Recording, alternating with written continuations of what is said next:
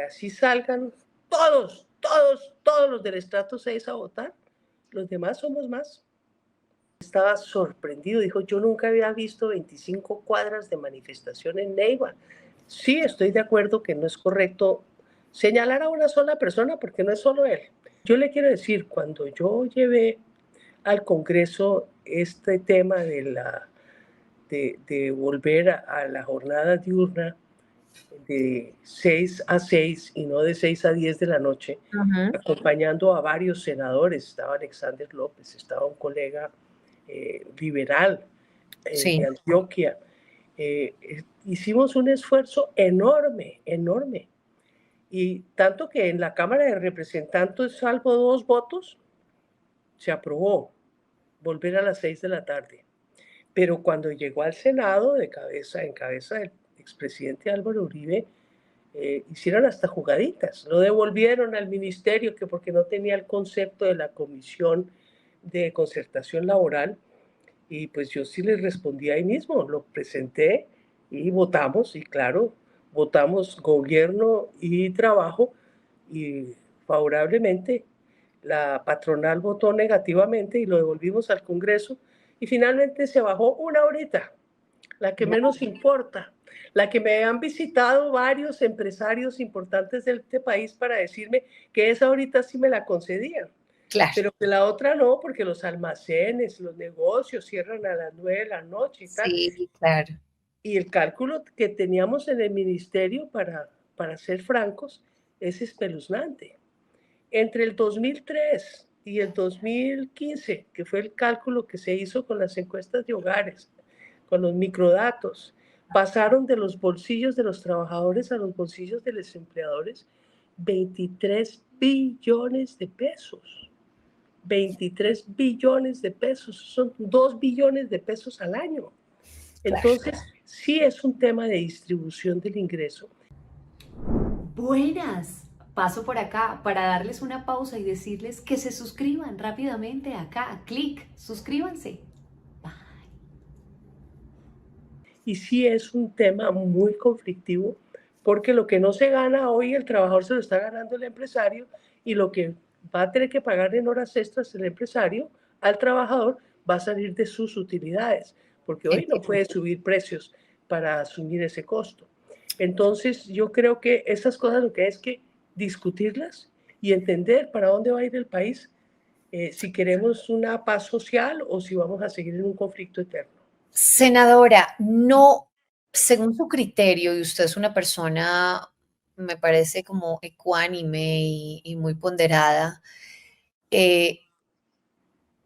lo que ahora, digamos, va a pasar, claro, es un pulso político además muy fuerte, pero con las advertencias del presidente de descubrir o de no solamente descubrir, sino de llevar al ojo público de quién fue la persona que hundió probablemente esta consulta y demás, no se enfatiza en esa radicalización en la que no queremos caer. Sí, definitivamente, pero el no queremos caer, me parece que hay que aclararlo. No queremos caer por el uso del lenguaje o por el cambio de la política, porque muchas veces al señor presidente lo critican diciendo que es su estilo, pero con lo que no están de acuerdo es con el contenido. Y yo creo que sí, el estilo debe mejorarse, pero lo que tenemos que debatir es el fondo del contenido de las políticas. Porque chévere decir, no, es que eso está mal hecho y tal, pero también está mal hecho impedir regresar, porque es que aquí nadie está planteando nada nuevo. Esto es sencillamente regresar a una situación ex ante. Yo quiero volver al año 2002, cuando se aprobó esa reforma en el gobierno del presidente Uribe recién elegido. Aprobaron la ley 789 de ese año en medio de una crisis económica tremenda, y la tesis era que así iban a generar empleo, y le metieron el cuento y los dedos en la boca a todo el mundo. Entonces los trabajadores aceptaron bien, resultó que no generó empleo, pero se quedó así. Nunca se hizo el estudio que se había prometido serio para devolverle esa prestación a los trabajadores. Entonces, disculpe. Tranquila. Entonces, creo que son dos temas que se deben tratar simultáneamente. Sí, estoy de acuerdo que no es correcto señalar a una sola persona porque no es solo él.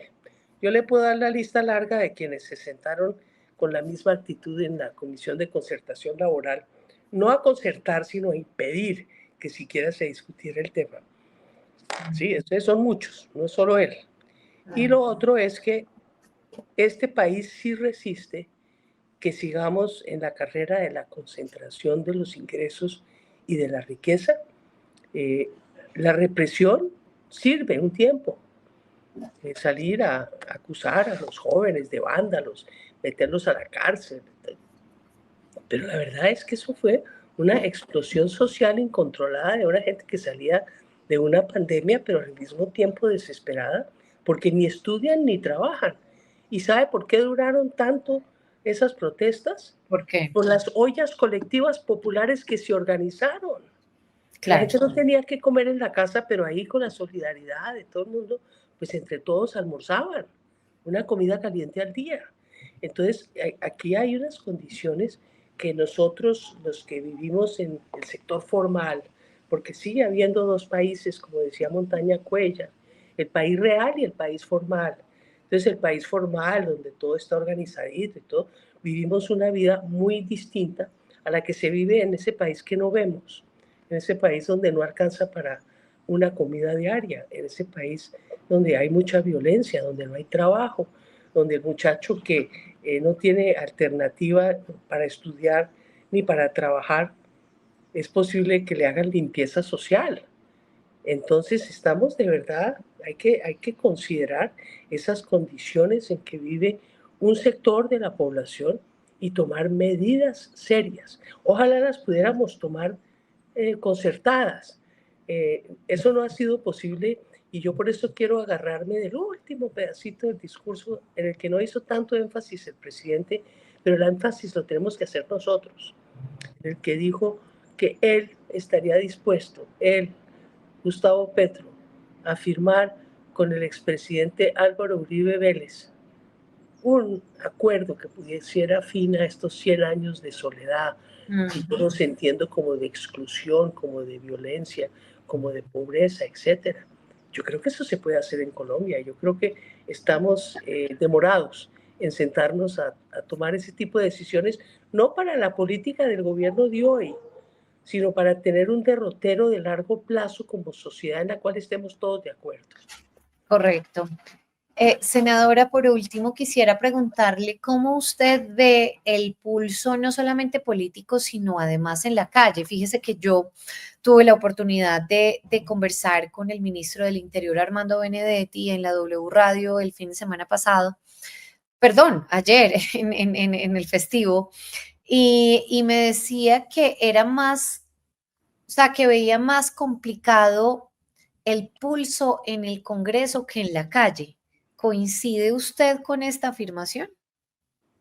Pues sí, porque el pulso del Congreso está formalizado, está dentro de las normas y es un tema de contar votos, no de argumentar mejor, no de tener la razón.